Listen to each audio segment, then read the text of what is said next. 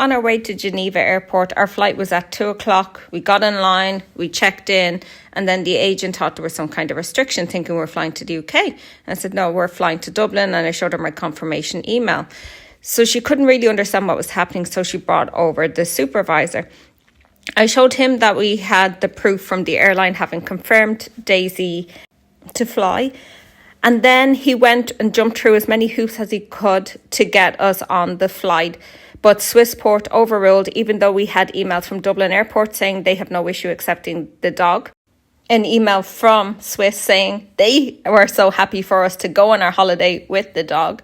Hence, we did not end up getting on our flight. Now, I didn't panic. I didn't think there was any big deal here. I went over to the Swiss customer service counter. And I want to be clear, I wasn't even angry at this point.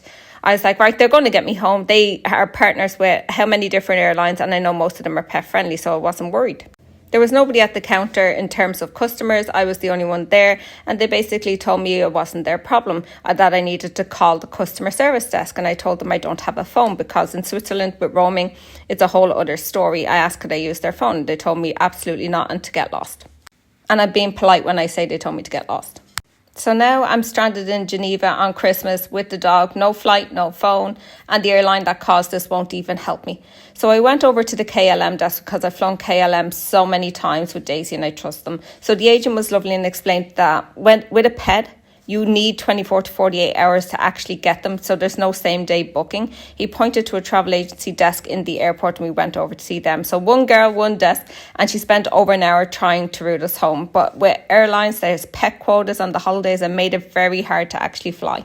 Eventually, she managed to get us booked onto TAP Portugal, but it was 6 a.m. the next day. Arrived at the hotel in Lisbon at 9 a.m. They let us check in straight away. The damage, last minute flights over Christmas, 2 nights in a hotel, ground transport, meals, about €3,000 just to get home. Swiss refunded us €32 or whatever the equivalent is.